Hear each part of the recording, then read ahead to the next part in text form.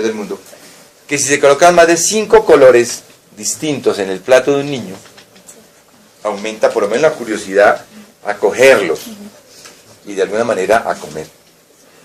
Lo que se demostró es que si se tiene un plato grande con más de 5 colores ¿alguien necesita que lo descargues? Entonces, tener en cuenta eso. Pero tiene que Archivo.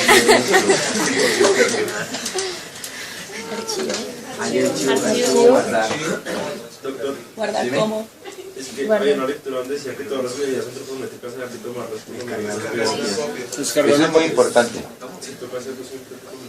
Sí, o sea, hay una cosa que se llama el promedio. En general recomiendan 3 veces. ¿Sí? Y elaborar el promedio. Pero yo le digo, en la vida real... Sí, o sea, es que todo, mire, todo está conspirando con una buena calidad de historia clínica y de atención médica.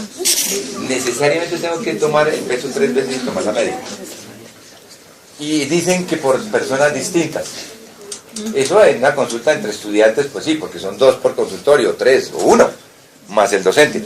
Pero en la vida práctica no se hace, no debería ser así, pero ojalá lo hicieran. Eso es muy importante. Ok. Entonces miren, gracias hombre, ya pasaste pediatría. Determinar el tiempo, el nombre de la preparación, cantidad de medidas caseras, cucharas, cucharadas, vasitos, etc. Los ingredientes, bueno, son cosas que usan las nutricionistas, cantidad de medidas caseras y el gramo. Eso es lo que se hace durante el día anterior. Esta es más importante, es más sensible, porque resiste el número de veces de cada alimento de una serie seleccionada previamente. Normalmente lo hacemos en 7 días, porque esto requiere, en un mes es muy camelludo. ¿Qué comió un chino en el último mes? Digamos. Y determinamos, miren, si son lácteos, ahora la gente no toma leche entera, deslactosada. O si son chiquitos, ahora está de moda la leche extensamente hidrolizada para la alergia a proteínas, pero hacemos recuento de lácteos, yogur o kumis. Eso es un recuento que tomamos al azar y determinamos cuánto come el niño. Miren, yo siempre que llego a este punto veo la misma actitud en todas las personas médicas. Empiezan a decir, ¿cuándo lo voy a hacer? Para eso son las nutricionistas. Pero nunca nos enteramos de qué comen nuestros pacientes, ni cómo lo comen, ni dónde lo comen. O cuántos de los chinos nuestros se criaron comiendo frente al televisor, con el papá cuchareándole, haciendo el payaso para que coma. O sencillamente comiendo a la hora que les da la gana. ¿Sí? Les pregunto a ustedes, muchachos, ¿ustedes saben cómo diablos se prepara la alcachofa? ¿De qué manera se establece un plato prototipo ideal para un lactante, para un escolar de 6 años que va a la escuela, al colegio?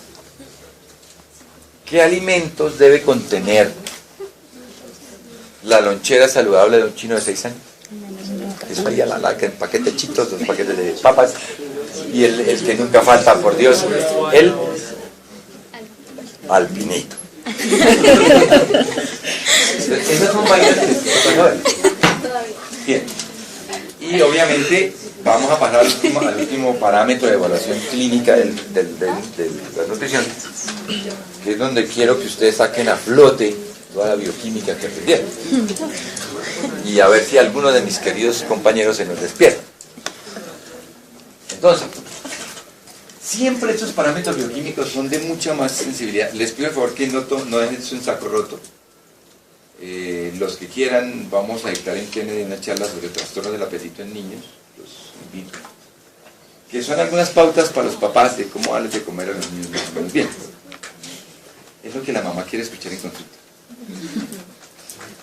Ok, estos son mucho más sensibles porque demuestran sustratos anatómicos que si fallan generan patología.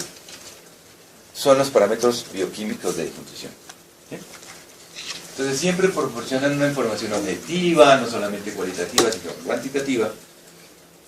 Y no depende ni de que el chino coma bien o no, que tenga estrés, de que la mamá se angustió, es objetivo y determina deficiencias subclínicas, que eso es lo más importante. Esto es lo bueno de los parámetros bioquímicos, que me dicen, oiga, mire, pilas, se le bajó esta proteína, hay riesgo, o toca incrementar en esto. Es mucho más sensible y hay dos tipos: exámenes estáticos o directos y funcionales o indirectos.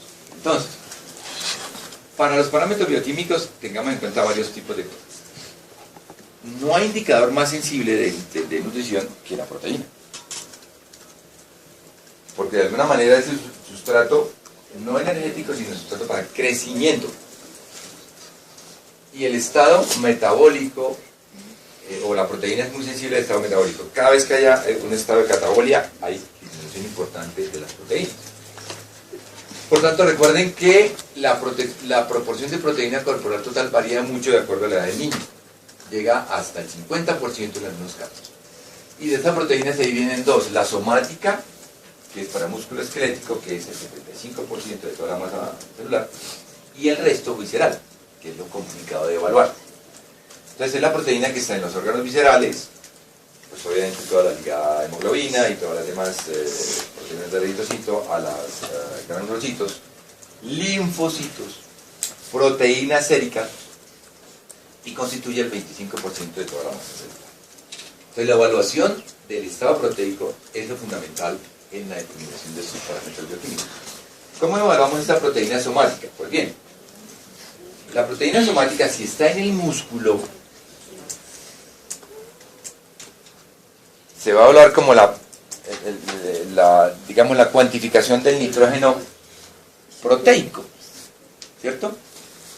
Y se determinará por estos parámetros indirectos, que es la excreción de creatinina e índice de creatinina versus talla. Eso es un parámetro muy sensible. ¿Por qué es tan sensible la excreción de creatinina en la evaluación del estado proteico nutricional del niño? ¿Qué tiene que ver la creatinina con los músculos? Dime. Claro. Producto de la catabolia. Y es muy sensible porque, de hecho, las tasas de filtración glomerular, las tasas de función renal están dadas con base en la filtración. Es supremamente sensible las tasas de catabolia con las tasas de excreción. Por tanto, por esa razón es un índice supremamente sensible. Y determina los grados de pérdida muscular. No es lo mismo decir, el chino llegó a la semana pasada pesando 12 kilos y hoy me pesó 10. ¿Qué pasó, doctor? Y uno dice, no, es que como eran básculas distintas, eso varía. No, uno determina si en verdad había pérdida de masa muscular con base en este índice. Monitoriza intervenciones a largo plazo, determina el estado nutricional cuando no se puede emplear antropometría, por ejemplo, pero no es útil en la diabetes tipo 1 porque está afectado por función renal. Tiene un inconveniente, que es incómodo, que toca tomar orina 24 horas. Entonces, pero si se quiere hacer adecuadamente, ese es un índice adecuado. Con base en eso uno hace la relación de creatinina versus talla, que hay unos parámetros que indican si hay emaciación, si hay pérdida de proteína a los grados que la tabla nos dice. El otro parámetro es la metilistina, que es un derivado del metabolismo también de las proteínas. Y básicamente se utiliza para monitorizar el efecto del soporte nutricional. Es para decir hasta qué punto el paciente está recuperando proteína, cuando está, por ejemplo, en fase de hiperalimentación, alimentación parenteral, en fases de recuperación de cáncer, por ejemplo, estadios de catabolia aumentada. Y la elevación indica obviamente un catabolismo muscular importante. Y este es el balance nitrogenado total, que mide el cambio neto de la proteína corporal. El más utilizado es el índice de creatinina y creatinina talla. Para medir la proteína visceral, ahora, la que más se pierde en forma aguda es la proteína visceral, al revés de la grasa visceral, que es la blanca que queda ahí y no se elimina por mucho que uno haga. Entonces, esta sí se elimina o varía rápidamente, y es determinar la proteína total. Entonces aquí sí quiero saber qué tanta bioquímica saben ustedes. Sí. Las proteínas totales están fundamentalmente dadas por ¿cuáles? ¿Uno? La relación albúmina-globulina, globulinas, ¿cierto? Vamos a suponer que en un adulto sano como ustedes, de 23 años, ¿cuál es el nivel total de proteínas total? Sin miedo, ustedes ya han visto adultos. Como lo que dice la diapositiva, 6 a 8. Entonces, son fáciles de medir, pero muy poco sensibles. ¿Por qué razón tendrá poca sensibilidad, por ejemplo, las proteínas albúminas o globulinas? Porque son poco sensibles para medir estadio o valoración nutricional. Porque se modifican en 3 días, no son en muy pocos días, ¿no? Depende. Pues, yo no estoy hablando de albúmina, sino de cualquier animal. Las proteínas tienen muchas, digamos, dónde se fabrican, dónde se eliminan, depende de muchas cosas, de la patología de base, de la función hepática, de la función renal, de la fuente. Entonces, la determinación de las proteínas en total no son sensibles para medir nutrición, porque depende de muchos factores. Si el paciente tiene un problema renal, pueden o aumentar o disminuir. Si el paciente está en falla hepática, van a disminuir de una manera importante. Por ejemplo, no son sensibles para medir nutrición. Ahora, se mantienen constantes durante un periodo de ingesta proteica bajas, es decir, hay un pool, hay una depósito, 5 colores en el ¿alguien es un poco? ¿Me lo descargas? Entonces, tener en cuenta eso. Ah, pero tiene que ser del mundo, que si se colocan más de 5 colores distintos en el plato de un niño, aumenta por lo menos la curiosidad a cogerlos y de alguna manera a comer. Lo que se demostró es que si se tiene un plato grande con más de peso 3 veces más la media, y dicen que por personas distintas, eso en una consulta entre estudiantes, pues sí, porque son 2 por consultorio, 3 o 1, más el docente, pero en la vida práctica no se hace, no debería ser así, pero ojalá lo hicieran. Eso es muy... Doctor, guardar Dime. como. es que hay una lectura donde decía que todas las bebidas antropométricas en ámbito más Eso es muy importante. Sí, o sea, hay una cosa que se llama el promedio. En general recomiendan 3 veces.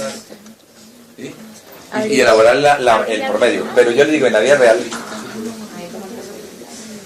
Sí, o sea, es que todo, mire, todo está conspirando con una buena calidad de historia clínica y de atención médica. Necesariamente tengo que tomar...